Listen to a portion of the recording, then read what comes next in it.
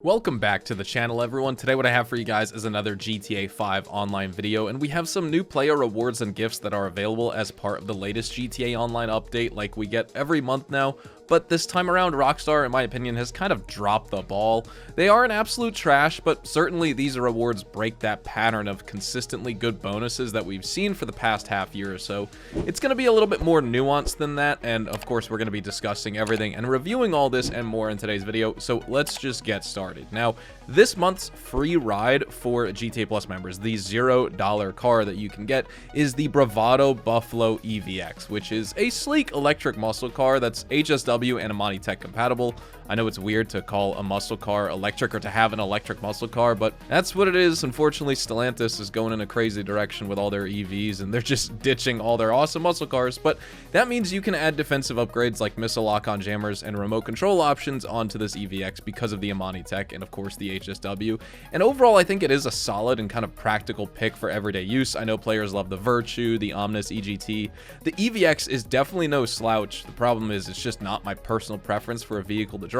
It's not a new release for a car either. I would say the value's sort of there to own one if you don't already have one, especially considering it normally costs $2.1 million, and of course you can claim it for free at the Vinewood Car Club all the way through August the 13th. Now, here's the only real standout bonus this month, and that is the Mr. Faber work missions, which are paying 4 times money in RP this week up until July the 23rd, so you just have a few days left, and then there'll be 2 times throughout the rest of the month up until August 13th.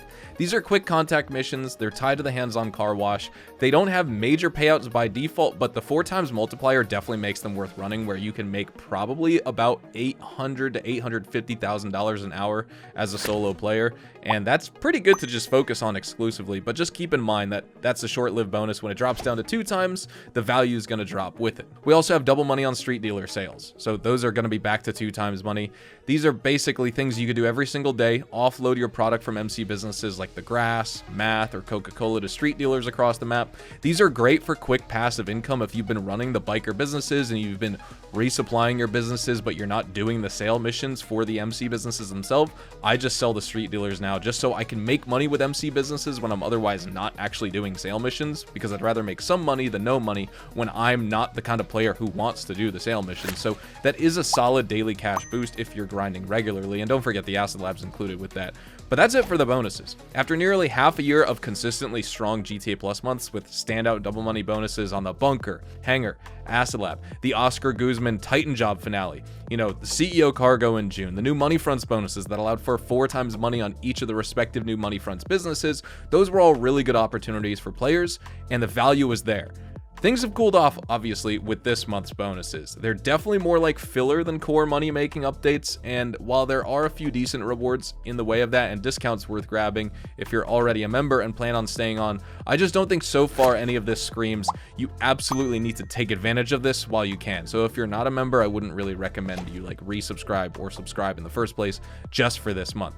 But moving on to the discounts, we have 30% off the Higgins Helitours business, so if you already own the hands-on car wash that's part of the new Money Fronts update, you can get the helicopter business for 30% off. That gives you another way to launder some money with the Money Fronts DLC, but also expand your air freight cargo profits by 10%, because remember that if you own the Higgins helicopter business, you'll get a 10% buff and a bonus on your sale values at the hangar, so that stock is pretty cool. And so if you haven't already bought this business, well, this could be a good discount for you. Just don't forget about it. But is it worth buying GTA Plus just for this? Again, I would say no. We also have 50% off ammo, including all the ammo at the gun van, so just a side little thing, half off purchases made at the gun van and armories and things like that, just all ammo. New chameleon paints, we have the light blue pearl, so cosmetic collectors get to collect this chameleon paint and the matching wheel paint for the month, and this has a nice shimmer to it. It's great for people into car customization. The paints normally cost $50,000 plus per application, so getting it for $0 definitely saves you some cash if you're into styling your rides. And then this month's free outfit and clothing is the Blue Manor hoodie and shorts, which are clean, low-key streetwear combination of clothing. It's not game-changing. It does add to your clothing collection if you enjoy grabbing some limited time apparel drops. And then don't forget about the standard recurring benefits like we get every month: the 500 grand, the 15% bonus on Shark Courage sales, the access to the Vinewood Car Club and 100 Car Garage, Use the Vinewood Club app for free vehicle access and remote business claims with your wall safes with your businesses, shorter cooldowns and waive costs at the downtown cab company, and the gun van is always blipped. So the final verdict here. I think this is a lighter month compared to what we've come to expect in 2025. I definitely saw the value this year before, and I was not one to shill this on anyone before. I didn't think it was really ever worth it, unless in the case of a specific, limited time monthly event previously. But ever since the start of the year, when we started getting good double money sale bonuses, I thought the value was there for people, because those are businesses people like: the Bunker, the Hangar, the Ass Lab, CEO Cargo, major heist content. July and these bonuses just don't deliver at that same level. That being said, again, nuance. There are a few decent pickups. Maybe the Buffalo EVX if you want another HSW and Imani Tech capable car. 4 times bonus on Mr. Faber work for a limited time, and then it'll go down to 2 times. If you're playing regularly, it'll be okay, but for new and returning players hoping for like a super grind heavy month that they won't get bored of, this isn't it. This one's gonna feel more like filler. That being said, if you're unfamiliar with the Faber work, let's jump into game and check it out, just so you can kind of see the process and what these missions kind of consist of and what they entail you to do as a player. For this mission today, we are doing Liquid Market, which is the first one I ever played, and at first I found it the most challenging because there's just so many randomized spawns, which I'll try and showcase in this video, but it'll probably be... oh, I can't switch my outfit, so I lost my helmet. Ah, that's annoying. I don't like this outfit when I don't have the combat helmet on with the quad lens thermals. Either way, this mission isn't hard, it's just a little bit confusing because you essentially just don't know the location of the things you're looking at. You can get help from Raph. You could text him and be like, I don't know where this stuff is, and he'll let you know. But that being said, I still just struggle finding the stuff, and it'll take a little bit of time. So I'll probably cut that part out for the live gameplay, but I'll try and show you as many locations as possible that I know of, so that if you're playing this, you know what's going on. We have a long distance to go. This is a multi-part mission, so I'll speed this part up. I'll meet you at the runner's house. Also, by the way, you can see I'm using my weaponized Tampa. I got the dual remote miniguns. I have the proximity mines going on, the mortars. Got all the vibes. I was hoping... I mean, I'm going to use this for the mission. I don't use armor on this because I mostly play in solo lobbies, and yeah, of course, while that makes the vehicle a little bit more vulnerable because it's not deflecting as much incoming gunfire, I just like the clean look that this vehicle has. Unfortunately, though, this isn't a mission where this will really come in handy all that much, because we'll probably just take on-foot gunfights. But let's head over there. I'll see you guys there. So here we are coming up at the runner's house. You can either lockpick the door or just break it in. The lockpicking animation is kind of fun in this game, so we might as well just do it. You know, it's just an interesting mechanic. It's very simple and primitive, and it's kind of like the yoga minigame from the story mode in terms of the control scheme. You can see you just gotta move your thumbsticks in certain directions and you can pick the lock. As a lockpicking mechanic goes in GTA, or in games, this is very simple and primitive, but it's still fun, and I like to do it. That way, we walk inside, and of course, we see a dog that isn't Chop, but we can pet him, we can give him food, and that's exactly what I'm gonna do. Why can't I pet him? It gave us... oh, there we go. Well, I guess we'll feed the dog first. He'll probably start eating. Maybe we won't be able to pet him. I like petting the dogs in this game, and of course, Red Dead Online as well. I gotta pet my camp dog. He's just gonna go chow down, though. So we're looking for a few different things. We gotta find the flash drive, which we could see. It says it's right over here. Okay, it's on the other side. Whoops. Or is this the Coca-Cola package? Oh no, this is the Coca-Cola package. Okay, so I found it right here, but there's a few different locations. You can find it, actually, funny enough, you can find it right there. You can find it right there. There's also just some other locations, like you can find it over here in the corner on the kitchen counter. If we look, I guess it would be inside the bathroom, I think it is. Is this the bathroom? No, the bathroom is going to be over here. You can also find it on these wooden shelves back here, right there. And there's a few more locations. This is just extra stuff you can get for the mission. If we go inside of the bedroom, you can also potentially find the package right there. There actually is some, but I can't... okay, here we go. I can collect that. Boom, that'll give us just some extra money for the mission itself. And then, of course, we got to get the flash drive and find that, which I could see it right here. So I will swoop that up. And let's go find his laptop, which I forget where it is. It was over here somewhere, right? Or am I stupid? Am I looking somewhere else? Oh, it's in his bedroom. Derp. Okay, let's log on. And quick mini game of just finding a name or word, whatever, phrase. There you go. That's the password. Very, very simple. You'll be able to get it. And now we just gotta hack this place. Sent the data to Raph.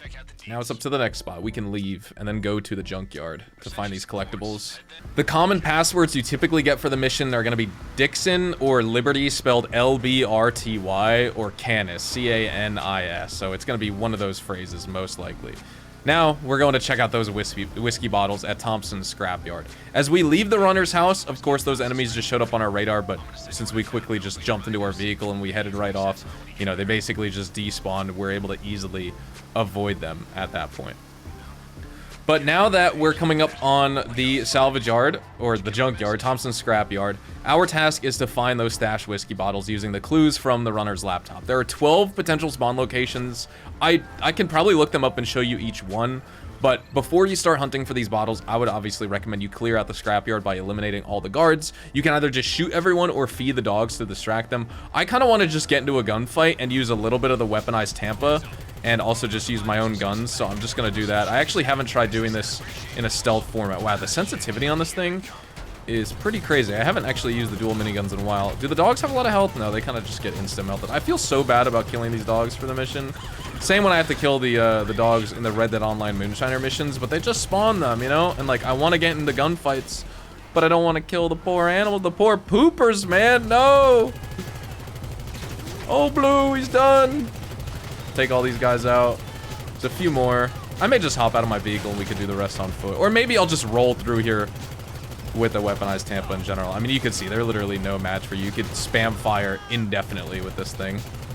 The minigun has a lot of... And say if you don't even want to use that, you can, of course, use your front-mounted missiles. But they're not homing missiles. And we'll just shoot that. Boom. Dead.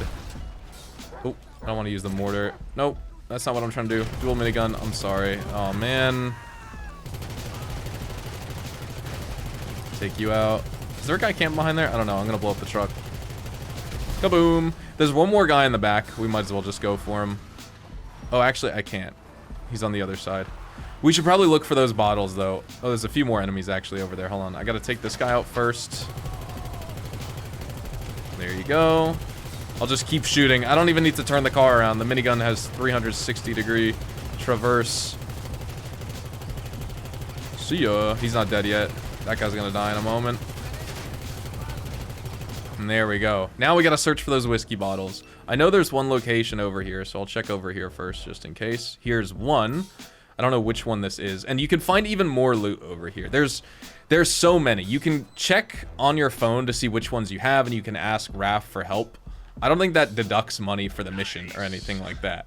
But if you're having trouble finding them, you don't need to wander around here forever. Like, Raph will tell you where they are. So here you can see we have the rubber pile, daredevil tail, hot rod, and big oil damage. So it tells you the location, essentially. We got the rubber pile. You can see the hot rod, which should be down right here, I believe. So let's check that out. Oh, here's another one. This is the red and blue plane, the stunt plane. So we got that one. The daredevil tail is what it's called. You can find that right in the middle.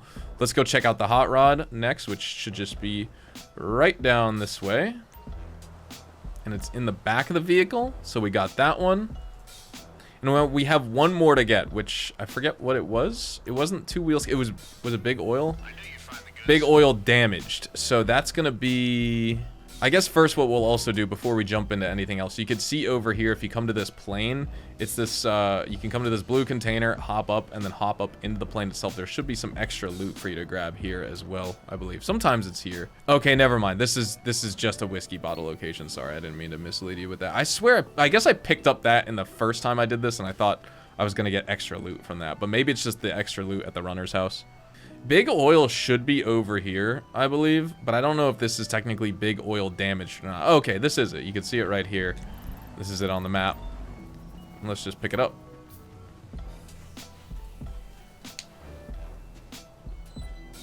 Very nice, very nice. And that's it. Now we just basically got to get the heck out of here. I got to hop in the weaponized Tampa. We are driving all the way to the nightclub. That is unfortunate. That's why you want a fast vehicle. The Vigilante, weaponized Tampa.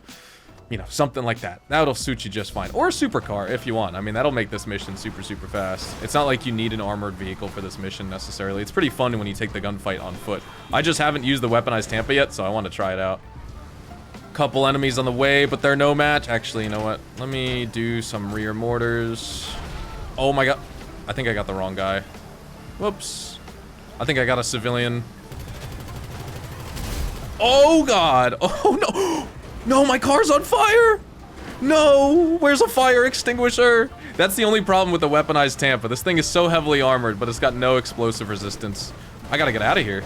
I gotta jump out, right? Yeah, because, oh, I'm dead. I'm dead. I'm dead. And I failed because of that. Oh my gosh, I should have stopped messing around and just jumped out. Dude, what am I doing? I was waiting for the second wheel to catch on fire. I may, in fact, be the stupidest individual ever. They're not going to give me that vehicle back because it's destroyed too. I got to take rafts back. Let's just collect all the bottles. We're not going to get any money for this mission now because the timer for it technically reset with us dying there. So that's awesome. Obviously, I'm not even getting 4 times the money anyway because I don't even have GTA Plus on the legacy version for GTA on PC. So it doesn't even matter. I just want to show you guys the process of the mission. And there we go. We've delivered them back to the nightclub. Like I said, I'm sure we're not going to get paid any decent money now that we failed and quick restarted. But I am curious to see. So once we go through the rest of this cutscene, let's see what kind of money we're looking at. Maybe 15,000, 8,000 for failing, and then another 15. We got the additional take, which was 20. Oh, we got 32. Okay, so quick restarting didn't absolutely kill us. We got 40,000 total payout for the mission plus 20,000 bonus take. So 60,000 even though we failed in quick restart. I thought that was gonna like reset the payout timer. Not bad at all. Anyways, thank you guys so much for watching. Drop a like if you guys enjoyed. Subscribe to the channel if you guys are new. Feel free to check me out over on Twitch, Twitter, and Instagram for more GTA Online content outside of YouTube. Specifically twitch.tv/hazardoushdtv for GTA Online live streams. I like this duffel bag. Can I save it on my character since it's still on from the mission? That would be awesome. Anyways, have a fantastic day. I'll see you guys in the next one tomorrow. Adios, amigos.